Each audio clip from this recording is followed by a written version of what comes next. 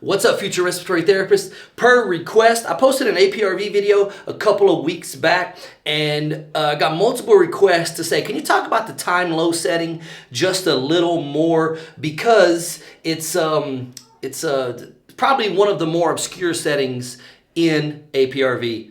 Let's dive in. All right, so as I stated, we're talking all about time low related to APRV in this video. Before we jump into that, do me a favor, head over to respiratorycoach.com. Check out the TMC and CSE boot camps. Those are the resources you are looking for to assist and aid you in passing that TMC and the CSE exam on your first attempt. Please, if you would, head over and check those resources out. Now, let's talk about setting the time low. Now, let's just recap here for just a second, because APRV is a mode that not everybody is real comfortable. It has a lot of questions related to it. We talked about this in a previous video, highlighting basically the 4 key points of APRV. If you remember what they are 1, we increase mean airway pressure, which is going to help increase FRC and aid with oxygenation. We also have time where we drop in between these breaths, and the drops are meant for bulk CO2 removal.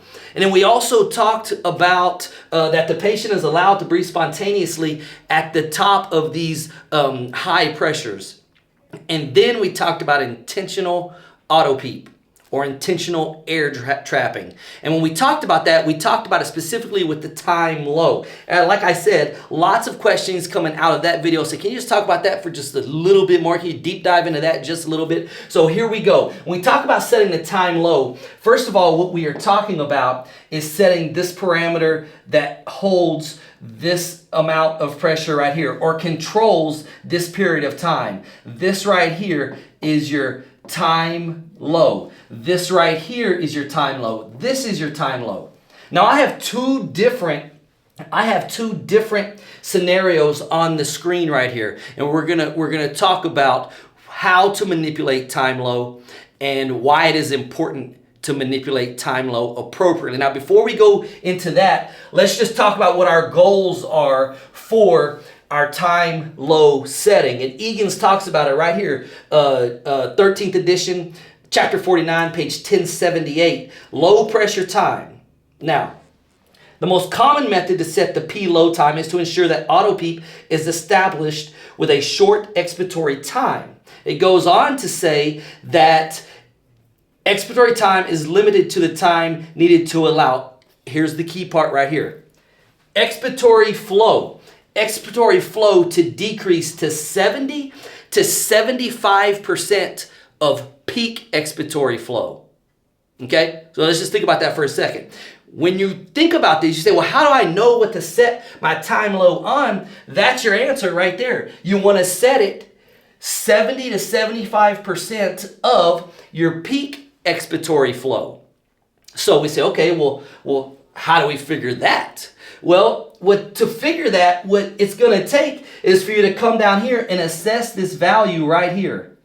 This value right here is your peak expiratory flow. It's that initial highest flow rate. When exhalation happens, it's going to be the greatest initially, and then it's going to decay back to 0. Now, what we have to do is look at this point right here and say, what is our peak flow? Now, just to keep the numbers simple, we're going to say that we have a peak flow, a peak expiratory flow of 100 liters per minute. Okay, that's our peak expiratory flow, 100 liters per minute. And so when we think about that and we say, okay, what's 75% of 100? Then what you would find is you would go 100 times 0.7, and what you're going to get is 70. So 100 times 0.7, which is 70% of 100, is 70. 75% of 100 is 75 liters per minute.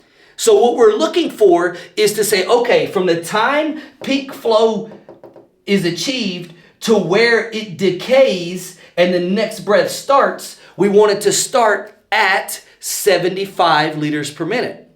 Now, I have it like this over here. So if this is 100 and our next breath starts here, then this right here would be 75 liters per minute. See, this is set correctly, and I'll explain to you why here in just a second. This first example is set incorrectly, and here's why. Our peak flow is way down here, but our next breath doesn't start until right there.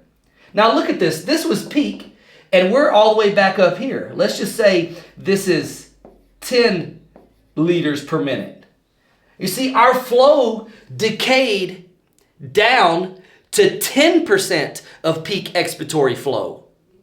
That's too long of a time low. And here's why. When you see, remember the goal of this is to intentionally air trap, to create auto PEEP, intentionally, to prevent alveolar collapse from all of the recruitment that happened here with the mean airway pressure, recruiting and increasing FRC. And then we come down here, and if we allow that time low to be too long, we can de-recruit. And then this is hazardous for our patients as well, because now we've got closing and opening and closing and opening of alveolar units, and that can be detrimental to our patients. We don't want that. We want to recruit here, we want to drop, but we don't want to drop so long that we de-recruit. So what we see here is that this is too long. And what we notice also is that our pressure comes all the way back to zero. Now, when in APRV, you don't want your pressure low, your P low, to actually get all the way to zero, even though that's where you're likely setting it. Remember, auto PEEP, intentional. What is auto PEEP? It means we don't want our baseline to come all the way back to zero. We want to maintain above that baseline. And so this is too long. This decay down to 10% of peak expiratory flow is too long of a time low, and we're coming all the way back down here to zero. What we need to do here is bring this breath this way to where it starts at 75% of peak low or 70% of peak low, which is what we did here. Now, if we clean this up a little bit, we'll notice a couple of things here. First of all, look at how wide this breath is. When we decrease our time low, what we get is this. You see, our time low is much shorter here than it is here, which means we have decreased it to capture that 70 to 75% of expiratory flow. Let's say you were working, let's say for whatever reason, like I said, Egan's suggests 70 to 75% of peak expiratory flow. I have seen it ran before at 50%. Well, either way, if this is the case and where peak flow is 100%, then I'm going to try to capture right here at 50% when it decays to 50 liters per minute. This requires you to dive into your patient's time constants for you to understand and actually analyze what is their peak flow and when are we capturing it. Now, the other caveat to this is time low is not something that you just set and forget. Because as your patient's lungs if they become more compliant, then your peak flow is going to change. And if your peak flow changes, then your time low needs to adopt appropriately to capture it at that 70 to 75%. Let's say your patient's lungs become less compliant. Well, now your peak flow is likely going to increase, and you're going to have to adjust that time low again.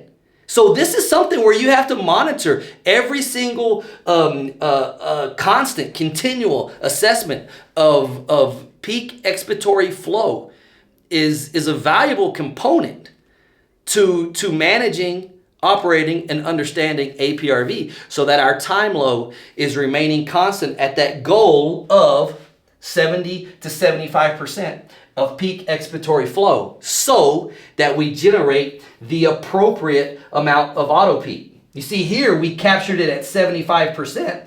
Peak flow was 100. Next breath started at 75 liters per minute.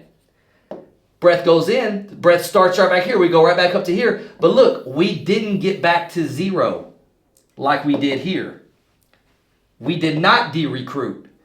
We did de-recruit. And that's how you utilize and adjust time low in APRV. Remember, it's continual, constant, ongoing monitoring and management. It's not just the settings we're writing down.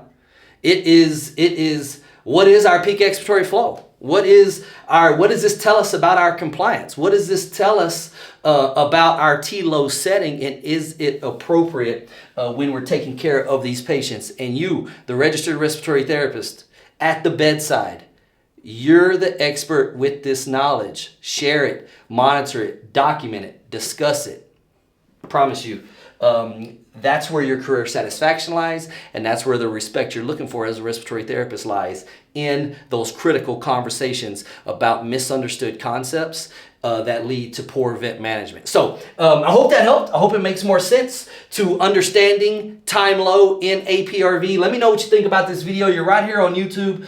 Stay here with me if you will. If you haven't already, please hit the subscribe button. Like this video. Leave me a comment. Like I said, I want to hear what questions you have about APRV. If I can answer them, I will. If I can't, I will find somebody who can. Instagram, TikTok at Respiratory Coach, LinkedIn at Joe Lewis. Don't forget, TMC, CSE Bootcamp to pass those credentialing exams on the first attempt. You can find those at Respiratory...